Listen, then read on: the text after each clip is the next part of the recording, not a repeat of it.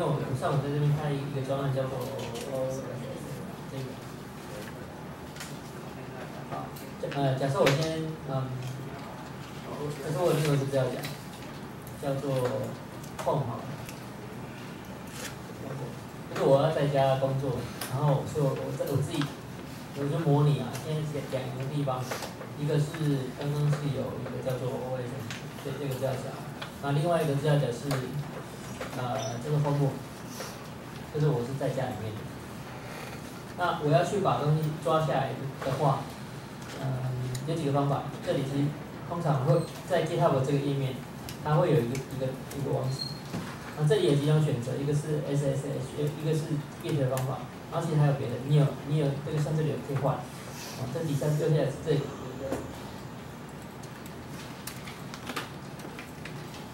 这里可以换其他的 protocol， 你可以换 SSH 或者是换 HTTPS。那如果各位的电脑没有做一些设定的话，没有做一些那个 key 的设计，就是旁边一个 private key 的设定的话，再选择一个 HTTPS。然后它会帮你换成这个，换成这个的话呢，其实它一样可以把东西抓下来，也可以推上去，但是缺点就是你在每次它都问你账号密码，那你的账号就是你的 GitHub 的 email， 然后密码就是 GitHub 的密码。那我们就用 HTTPS 这个啦，然后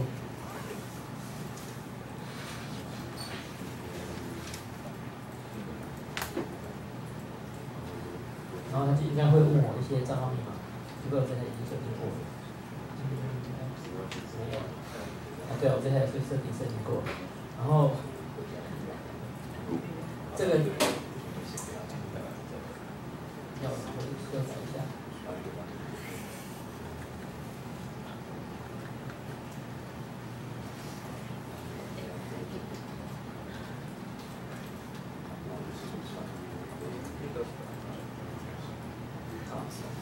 这个目前就是我自己家里面的版本，然后呢，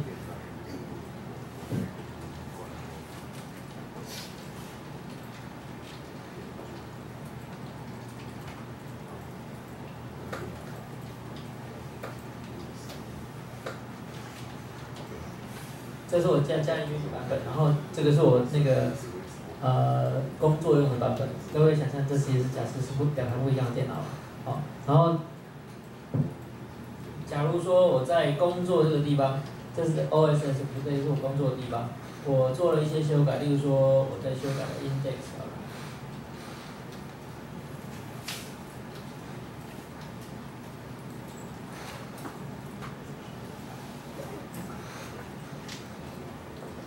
好，这是我做了一些修改，然后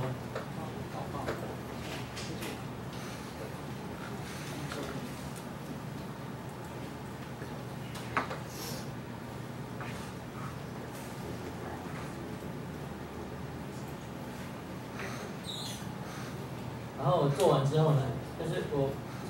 刚刚做了一个 commit， 就是这个地方我做了一个 commit， 然后我刚刚就是我在那 hello 那个里面加了一个方法，那这个都是我 local 端的。那我现在要把它推到 server 上，推到 GitHub 上面去的话，就是用 push。其实你也可以指定那 orange， 然后 master， 这只说我要把这个主线推到那个远端的 master 的线上面去，它就会把目前你这边的做了一些 commit 推上去，好，所以各位可以看到这个地方它把东西推上去了，那我回到家之后呢，或者是我另外一台电脑，然后就可以做就是破，就是去把它拉下来。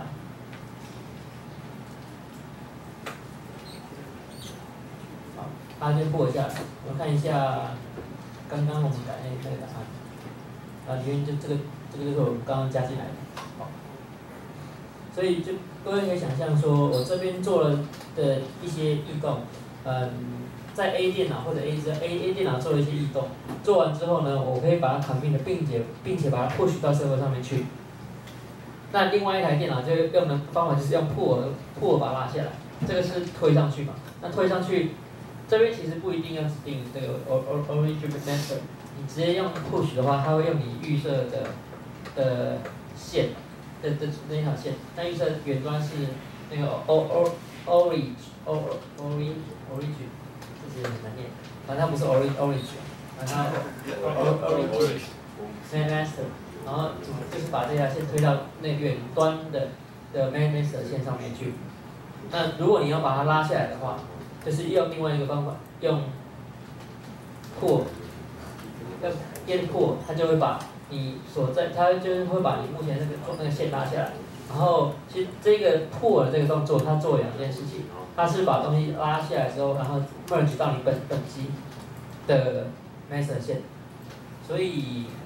这边跟 get pull 它做两件事情 ，get pull 是 fetch 加 merge。好，各位可以试一下，就是你现在你可以这么模拟啊，就是你开两个资料夹，然后一个资料夹就是你现在工作的，另外一个资料夹是你那个可能是家里的或者是在别的地方的，那一边 push 一边 pull， 然后试试看。但是你 push pull 一定要有一个 server 嘛，那个 server 我们现在就以 GitHub 当做我们的 Git server。然后，但是你需要在 GitHub 上面先开个账号，开一个 repository， 把东西推进去，然后再另外一个资料夹把那个东西拉下来。那拉下来不是单纯只用 Git pull 就可以把它拉下来。你要做的第一件事情，其实你是要先用 Git clone 把你那个专案拉到你专案底下，把那整个资料夹拉下来，然后在里面再做。刚刚是漏讲什么？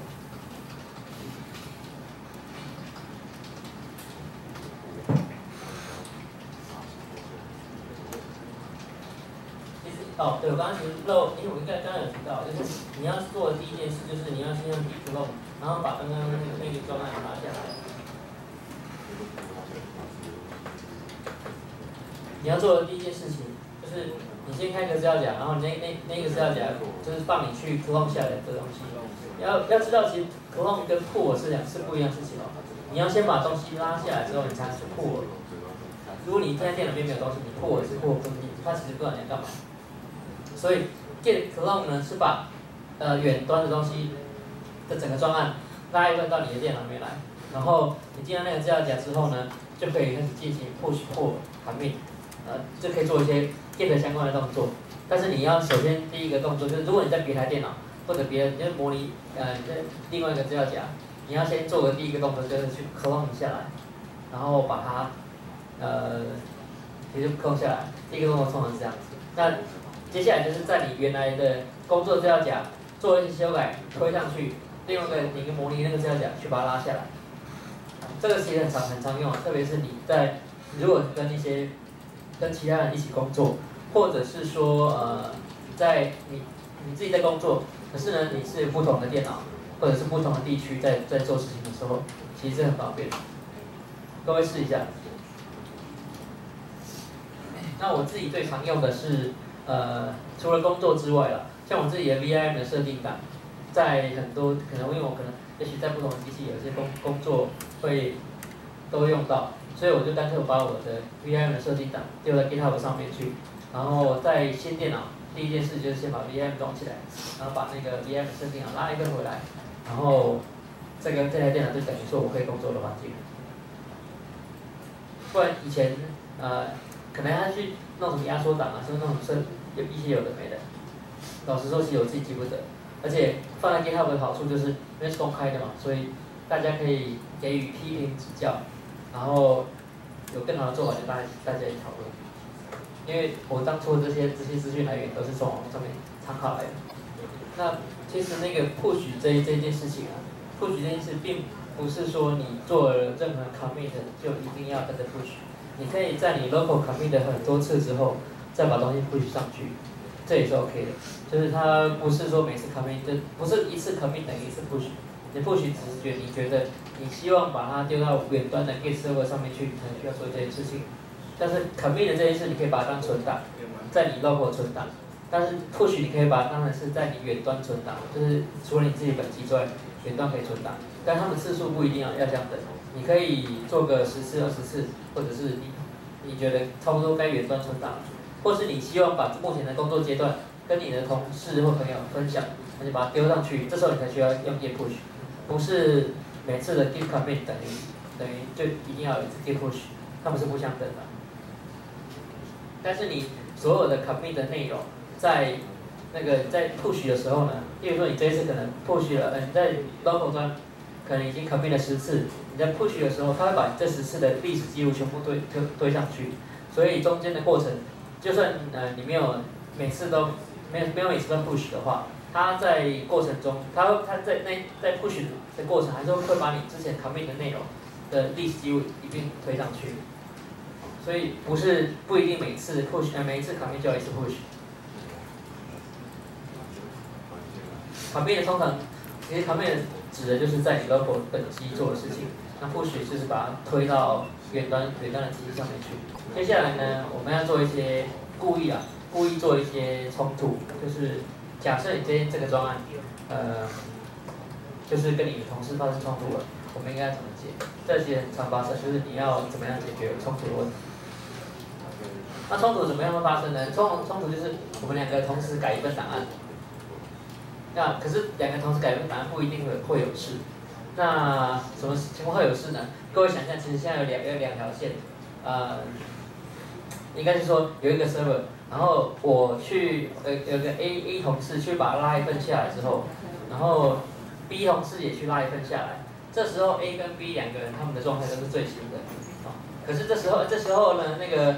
A 改了某个档案推上去之后，那 B 也改了某个档案也推上去，就他们两个改了同一个档案，然后先后不同的时间推上去了，那就会打架了，所以其实不一定会，就是虽然说我们拉到那个推上去不一定会打架，通常冲突会发生在那个修改到同一份档案，然后而且是从同一份 source 那边拉下来。我们看一下，我们来故意制造一些冲突。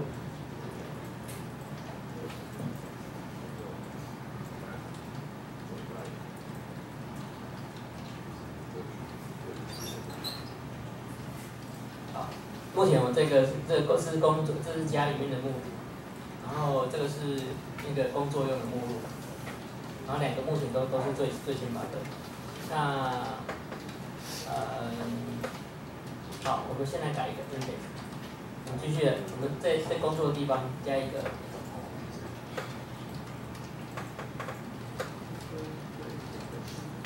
好，我们加了这一行之后，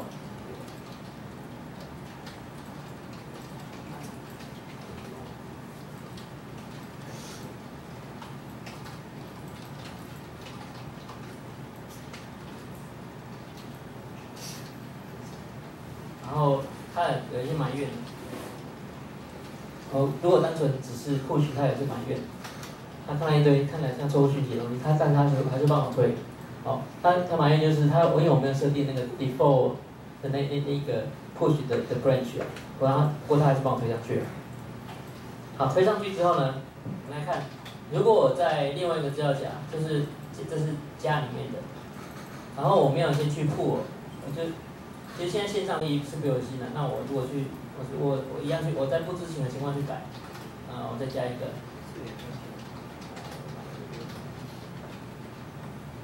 这样的。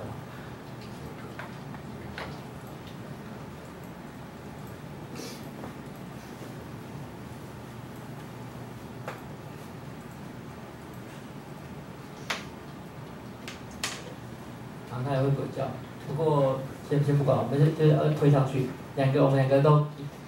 这时候它就问我账号密码，可是我密码忘了，因为我忘记密码，然后来那个，因为我自己都没有在用这一组，请让我重来一下。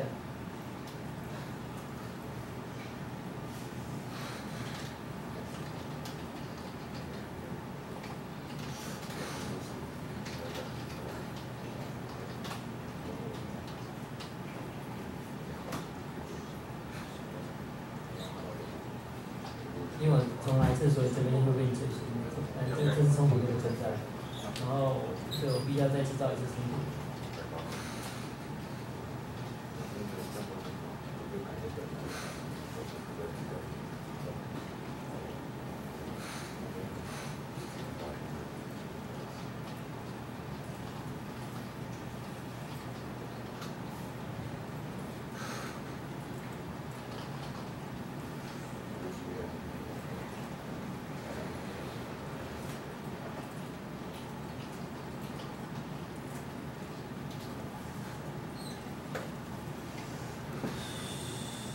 好了，我刚才又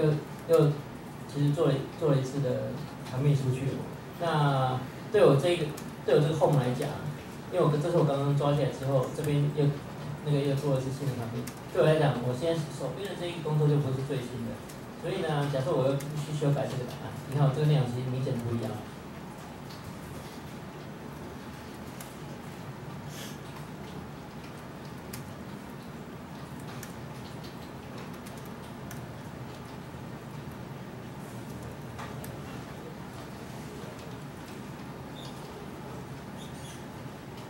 然后这时候我要把它推上去，它待会就出现问题了。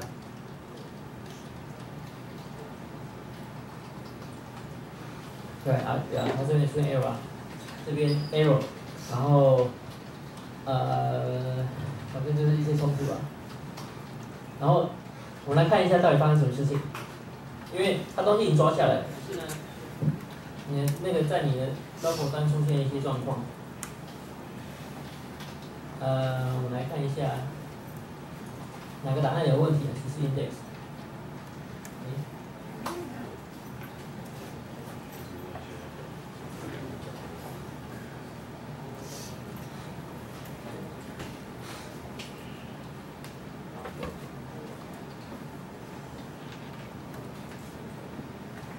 修改好。哦，因为我刚刚改东西太简单，被自动默取掉。我改一个稍微复杂一点的东西，那个我们大概改一个。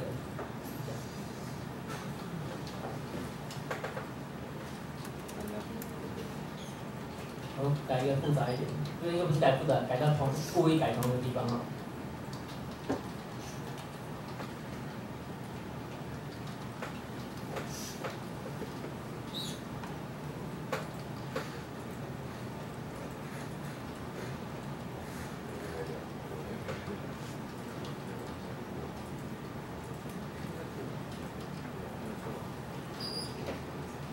好，我们来改这里，我们把这个 Hello World 拿掉，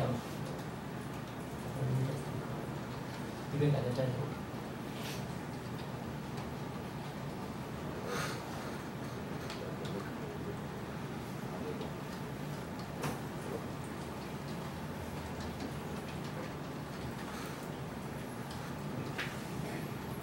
然后呢，另外一边。我们要想改成另外一个叫做 Google Plus， 他们两个一定会打架，不同平台。然后当我要推上去的时候呢，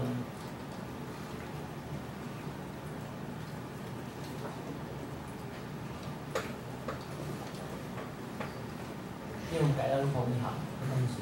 所以一定会打架。好了，那出现问题了。然后它没办法把你刚远端的东西merge回来，然后你看这里有出现一个 reject， 就是那个被打枪了。然后呢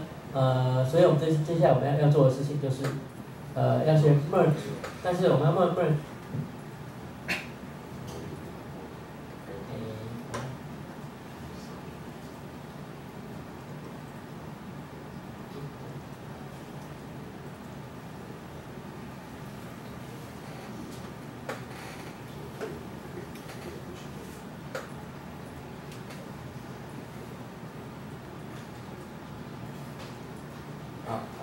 出现问题了，然后它应该，对，它这里也出现了。它这里因为刚刚那个太简单了，这是有那个 auto merge fail， 因为我们冲突的点明显在同个地方，所以这时候我们就来看一下这个档案。然后这个档案是哪个 index 的？它有跟你说是哪个档案，叫 index 的 RB。好，你可以看到这个看起来像乱码的东西啊，就这个。这边，然后冲突点就是现在线上 head 就是线上不是线上，你自己 local 端的是这个，这是你自己加的，然后可是这一个是线上目前的版本，那我们就要想办法怎么解呢？那解决方法就是把这个冲突这个东西把它移掉，这个就是冲突的地方，这个地方是冲突的地方，所以通常冲突不会是除非说你像我们刚刚这个太单纯，像刚刚这个，我们改的地方，像我这个地方是我自己改的，然后改的地方跟原来的线上，因为很明显被它判读出来是不一样的东西，所以他说帮我做自动 merge， 可是我们明显的改的是同一个档案，而且这边会打架，所以我们要解决冲突方法就是把这个东西消掉，可是消掉不是靠系统帮你消掉，而是你要去跟这一个开发就线上版本的开发者跟他讨论说，这个东西到底是要用 Facebook 还是要 Google Plus， 确定一下，因为可能是误会，通常冲突都是误会了。那讨论完之后呢，他就会帮你，你就决定一个，假设说，我决定就是 Facebook 好了，其实 Facebook 才是对的，就 Facebook 这个才是对的，或者其实你觉得两个都可以存在，那就把这些冲突的标记拿掉，存档之后，然后再做 commit。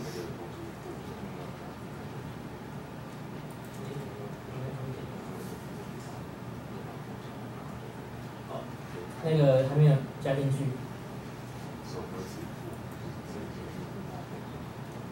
然后这里，如果你只是 merge， 你在解决冲突的话，它这个其实会帮你带一些东西，这个会帮你带进来，然后 complete 是冲突这个档案。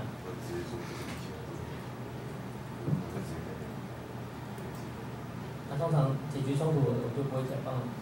加这样子。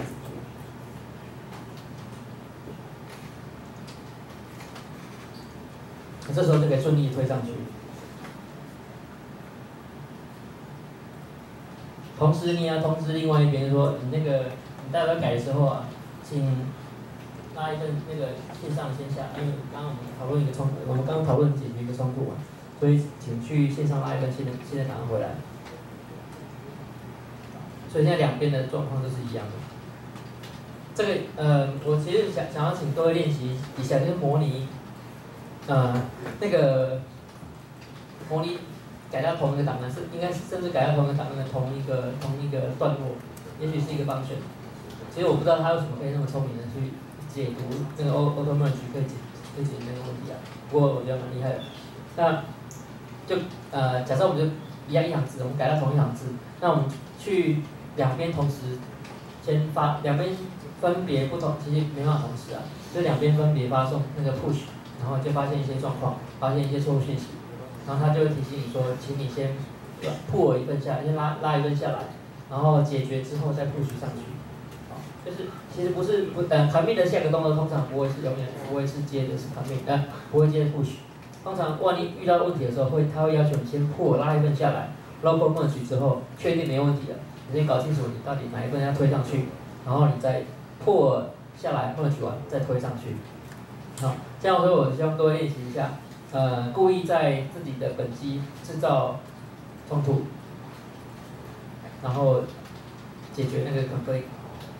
它那个冲突啊，它会在你发生冲突的档案做一些标记，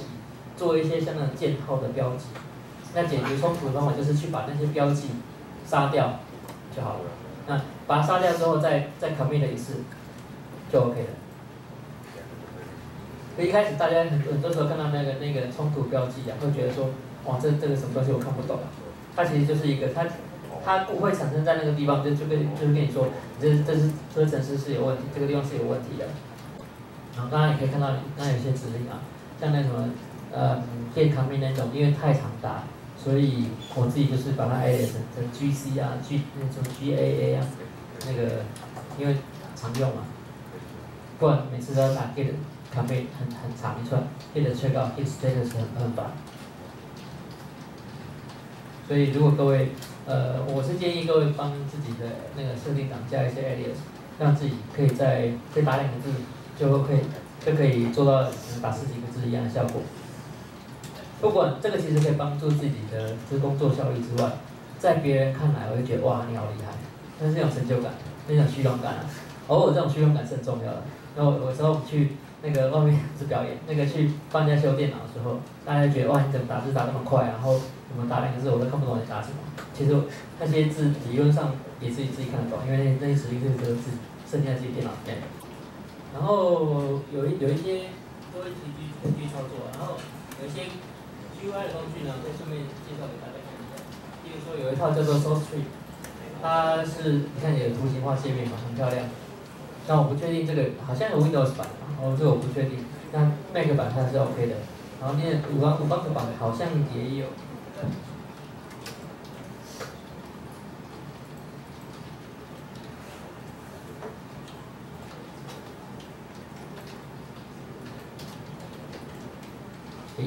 它是 Mac 上面是不用钱的，可是我不确定他们别的版本。好像没有，但是不过应该倒还好了，因为有 Windows 版，所以你在 Windows 上其实也可以用这一套。那它用起来就会很漂亮啊。比如说我们去开刚刚。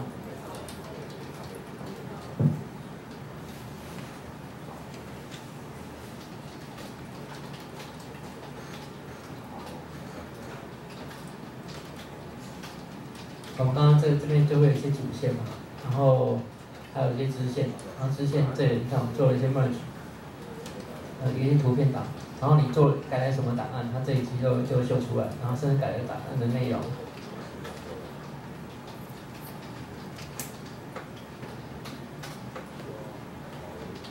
然后如果你要切到某一条那个指令啊，你可以看这边有一个。看起来这个日文版，不用理它。这个意思就是说，这里 OSFO check out 是吧？就是要 check out， 其实就是我们要 check out 这一个 branch， 其实是一样的。那这些指令其实如果因为这个虽然是 GUI 界面，但是当你知道 check out 到某一条 branch 是什么意思的时候，你就可以放心的按下去，然后那个整条支线就切到那个地方去。然后旁边有一些，甚至像这些旁边这个有可能看不太到，这边有一些 DI。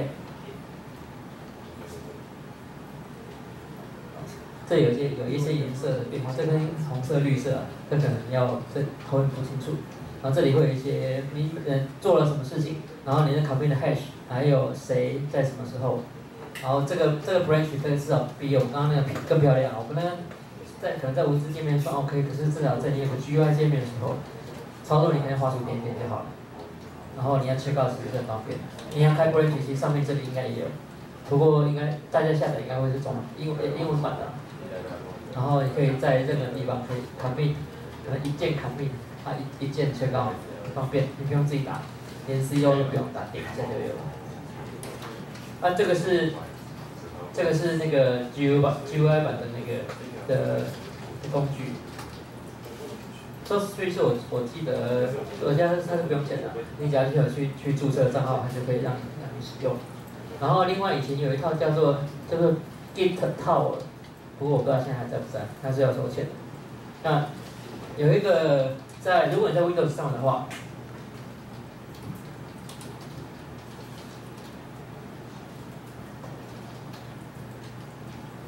有一套小乌龟，这应该就是这个小乌龟啊。这是在以前在 SVN CVS 时代非常有名的一套在 Windows 上面的 client 工具。然后它后来也出了 Git 版本，这是小乌龟的 Git 版本。然后这个是那个 GUI 版的界面。如果你在 Windows 上面操作的话，这一套可以使用它，这样还算蛮 OK 的。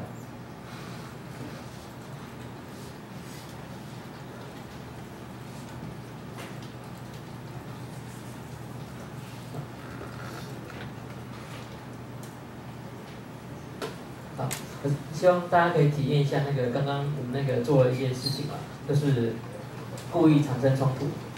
然后再去解决它。因为很多人遇到 config 是不知道怎么解的，真的会慌啊。那因为这 config 除非说你的 config 那冲突的档案就是 binary 的档案，不然其实还蛮好解的。而且就算是 binary 的档案，通常就是把你自己 logo 端砍掉。如果确定好之后，确定要用对方，会用你的，那就是讨论一个，就是把你的或者他的砍掉，就是这样子而已。那我们刚刚用制造一个最简单的通知，就是我们改到同一行程式码。那只要经过讨论之后，我们就知道说我们这次 commit 要用谁的，或者是我们这个程式是要用谁的 source code。讨论完之后，把那个冲突标记，看到很多的箭号，然后把那些箭号消掉之后，再做一次 commit，它就会送上去了，就是等于说，在做 commit 之后，会再做一次 merge， 它就会把东西推上去，就可以顺利推上去。不过一样提醒对方，就是提醒那个使用者，就另外一个使用者跟他讲说，我刚刚也做了一些事情，那请你更新一下。再来呢，我们想试一下，我刚刚其实在操作，不管是 pull 或 push 我们推上去或拉下来的，都是主线，都是 master 线。可是如果你在你的 local 端做了一个 branch， 然后你要把它推上去，因为其实不是只有主线才能推啊，你开了支线也可以推上去。然后我们要怎么把它推上去？我们来试一下。就是在你的，首先你要先在你的本机先开一个 branch。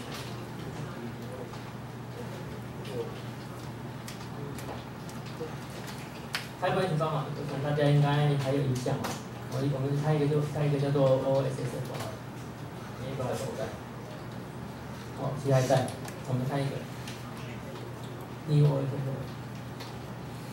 然后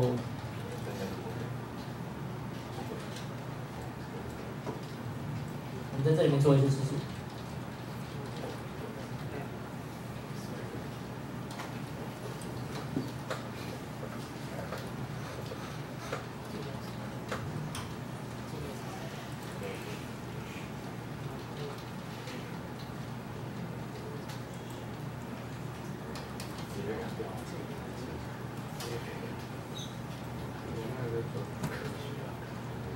好，我们看一下我现在状态。我们刚刚切到这个 branch， 并且做了一些事情。我们刚刚加一个档案，然后呢，把它 commit。那我们现在希望把这一条支线就是我们现在这个 new OSSF 这一条支线，把它推上 GitHub 上面去，把它推上 GitHub 上面去的话，我们要做的就是。我们来先回想一下我们刚刚做的事情，例如说 push origin master， 我们刚刚都是做这件事情。那我现在要做的是远端，我们要把它推到远端的那条线，假设就叫做，其实不一定要跟你本地一样，但是通常是用一样的这条线。然后这个它就会帮我们推一份到远端的机器上面去，然后那会多一个 branch。我们看一下接下来我们到 GitHub 上面来，这里就会有一个刚刚推上的 New OSSF， 你就有一个新的支线，这个新的支线多个档案叫 Word， 这边就多了。可是如果你切到你的 master 主线的话是没有的，所以现在各位可以试着看一下。就是你要怎么样，你要把你的支线推上去，要怎么做？就是在 push 的后面加一个那个 origin， 然后再慢点，然后后面加一个 branch 来把那个 branch 推上去，它就会把你目前所在的这一条这个 branch 推一份到社会上面去。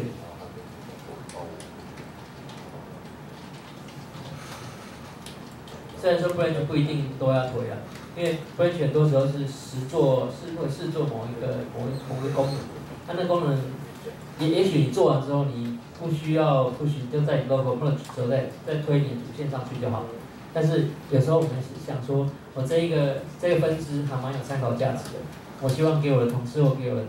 一些 coworker 一起参考看看，我就会想说我把这一条支线也推上去。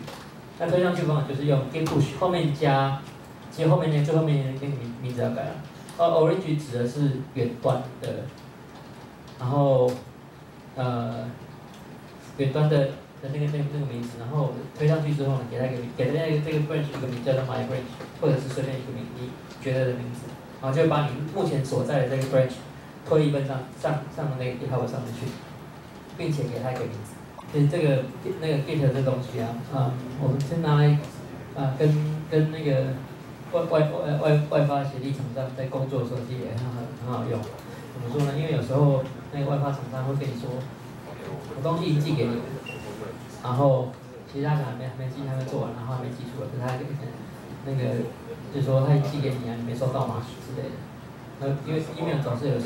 些状况，会有一些问题的，可能就是漏信啊，是干嘛的。可是呢，今天如果他是透过 Git 在在工作的话，然后他说他已经 push 上来，你去看 log 没有就是没有，那个是跑不掉的。所以那个如果这时候外包厂商跟你扯说没有，我已经丢上去了，可是你就是找不到，因为有 log 嘛，所以其实我觉得这是一个不错的协力工具啊，就是你跟你一起工作的协力厂商，或者跟你一起 code 可是跑不掉的，只要他有东西推上来，你一定看得到。然后没有那种我东西寄给你，你没有收到吗之类的话，不会有。之前其实我本来那个协力跟外包厂商有时候会用 Dropbox 一起工作，就 Dropbox有一阵子我其实我不知道为什么会怪怪，就是它的档案就更慢，或者是它有时候同步真的就会没收到。那后来改用 Git 的时候就没有这种困扰了，因为 Git 它只要推上来，只要没有发生错误，我就收得到了。除非 GitHub 坏掉，但几率应该更比外包厂商给东西做完还小。所以那个 Git 是一个还蛮不错的一个协力工具啊，协同开发的工具。但是其实它的缺点就是因为它对一些设计师来说，因为我们其实协力厂商设计师嘛，他对他来讲是一个门槛，因为他不知道怎么样去push 的这些东西，他概念是不熟的。那怎么办呢？就跟他说没关系，你就用 GUI 界面，我教你怎么按一按，然后就把东西推上来。所以我有 GUI 界面之后，其实我相信这个也不是太大的困难。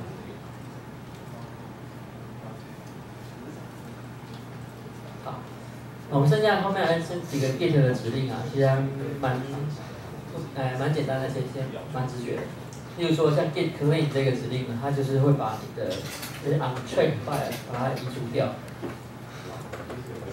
看一下。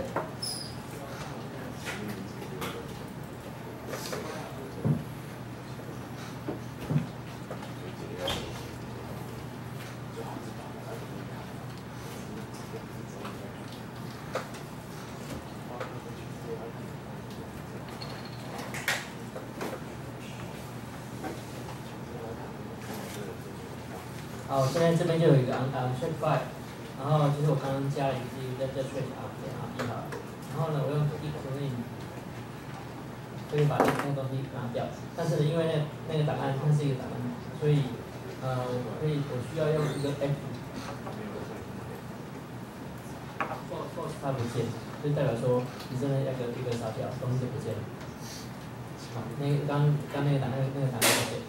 那所以它因为我没有去修改过这一 clean 的一些程式设定，所以你当那个跳出 git clean 的时候，它会跳一个问你要是不是真的要你就加个 F 把它拿掉，就 false 强迫它把它拿掉，然后就可以把那些 untrack 的 file 移除掉。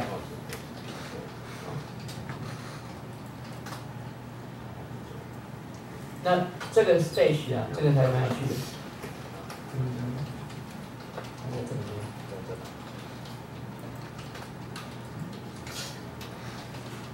这个 stage 啊，其实理论上呢，这个通常发生在我有几条工作，就是我有几个那个 branch， 我在做切换的时候，其实理论上那个你在这一条 branch 做一半还没有东西没有存档，没有做到一定阶段之后，你切到另外一个 branch， 他会跟你murmur说你的东西还没有存档，请你先存档或者 commit 它。那可是你又觉得你做的东西还不到成熟，还不到那个应该要切过去，应该要 commit 的状态，你就可以用 stage 先把东西先存起来，先把你目前状态先存在你这个 branch， 然后切过去，因为你是要切过去可能看某个东西，所以你就先切过去，然后看完之后再切换回来，然后再把东西把它抽回来，再继续做。好，我们来看一下这个怎么做。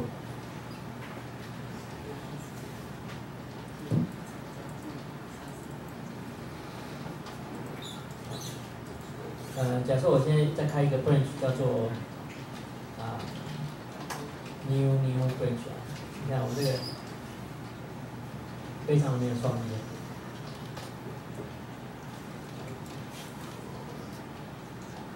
然后我开始在那边做事情了，比如说 index，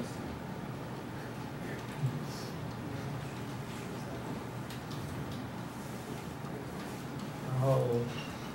或者是我再加一些档案。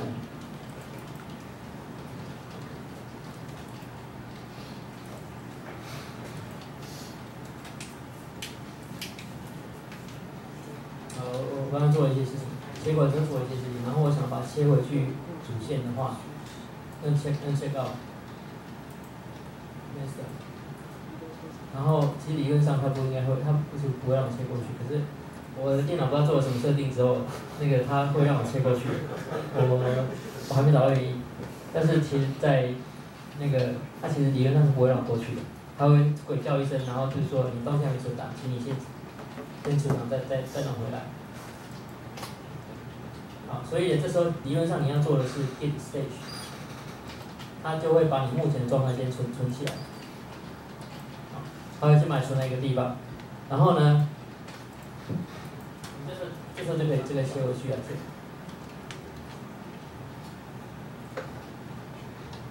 它这时候它就没有刚刚没有那个，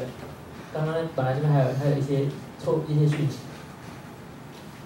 然后现在就不见了，然后你可以看一下档案就是其实是不在，档案是不在，档案是原来那个 master 的状态，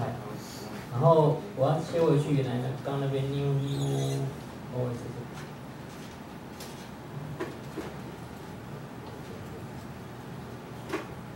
然后这里后面就可以有跟好几个参数，然后它有clear，然后 pop 可以把它拉出来，然后apply， 这个其实就是拿这个最新的结果出来，所以我们应该用这个 apply， 然后东西就回来目前这个状态，是吗？这样。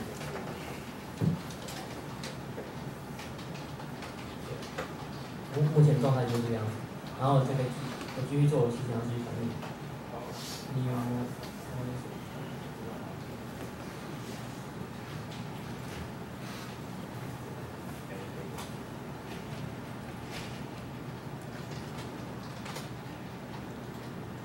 好，我们刚刚的那个原来的这个 master 在这里，然后。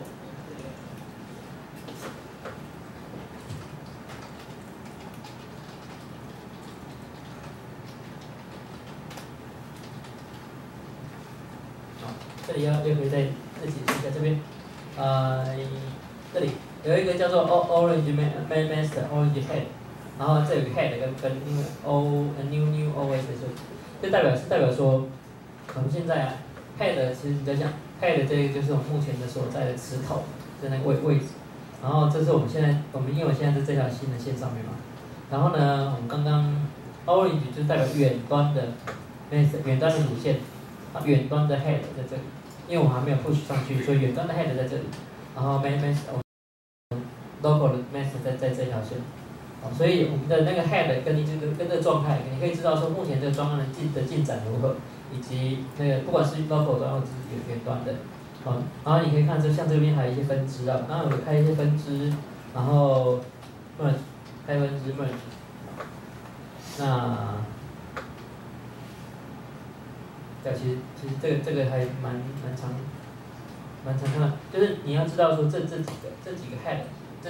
跟这几个 tag， 它们代表的意思是什么？一个是远端的，一个是 local 的。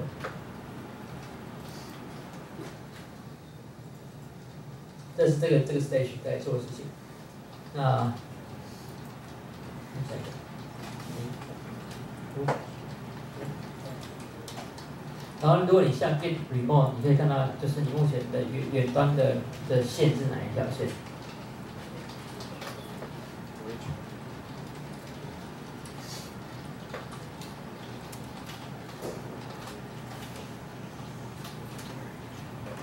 你可以看到，你现在远端的线是这条 ，orange， 这是预设的，就是其实这没什么特别，就是如果你没有改它的话，它就是这条线。我也没有试过去改这条线会发生什么事情，因为反正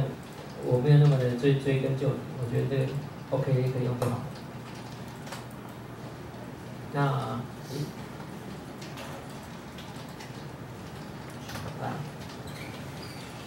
那接下来我们来介绍，就是其实我们 Git 的部分的介绍差不多了，我们要看一下一些参考资料。有一本书叫做 Pro-Git， 是我觉得还不错的书。那本书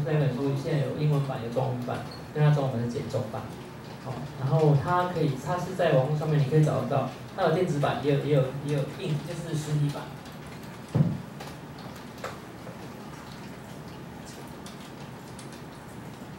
Pro-Git 这本书啊，这本书的作者是当年他要来台湾来做演讲，而且讲得非常精彩。然后是应该说这本书的作者是目前在 GitHub 工作，虽然说他跟 Git 没有什么直接关系，可是这本书真的写得还不错。然后从入门到进阶都有，那它完整的内容就在这个线上，你可以看得到。那如果你想要去你想要拿一本在手上看也 OK， 它也有实体版，可是有点旧了，因为这本有点年纪。然后另外一个参考书就是这个艾浩尔的，他写一些本来看起来是好像要写书的，不过因为他在忙，然后他这里就有一些指令，然后包括一些指令介绍啦，然后协同开发，还有一些不许之前可以做坏事，那这个很有趣，这里我们就可以提到，例如说它可以用 reset， 然后可以 rebase， 这 rebase 很好玩。那 rebase 可以做一些，你可以重新 commit。我们待会来看一下，可以看 rebase 很有趣，可是也蛮危险的。然后还有一些板控的东西，这也是我自己觉得可以参考的。